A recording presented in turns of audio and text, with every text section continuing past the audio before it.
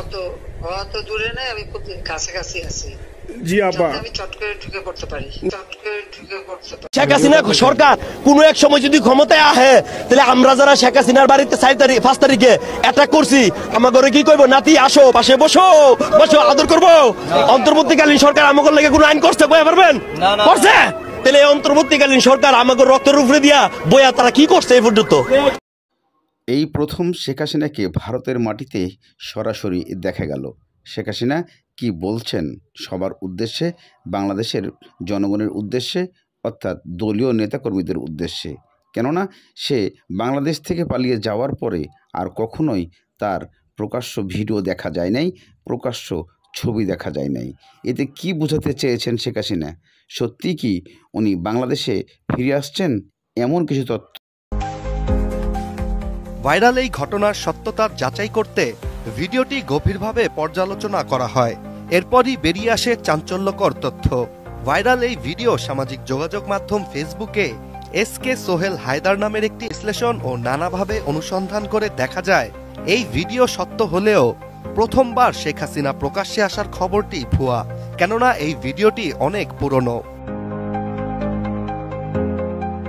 ভিডিওটিতে শেখ হাসিনাকে একটি ভবন থেকে বের হতে দেখা যায়। এ সময় সাবেক প্রধানমন্ত্রী শেখ হাসিনাকে কালো একটি শাড়ি পরিহিত ও তার আশেপাশে অনেক নিরাপত্তা কর্মীদের উপস্থিতি দেখা যায়।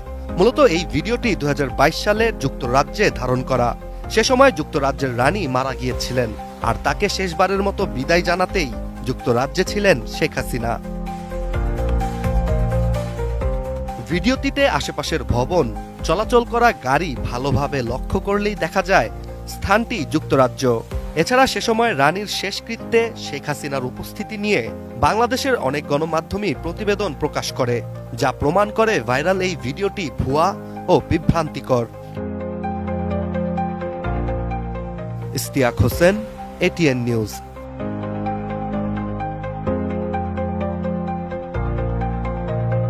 আমরা আগেই ভালো ছিলাম, ওই আবার শেখ হাসিনার আইন না আবার বহন্য দরকার, ওনারা দিয়ে দেখান দরকার দেশ কেমন চালায়। দেখো স্বাধীন করে উল্টে এলাইছে দেশের।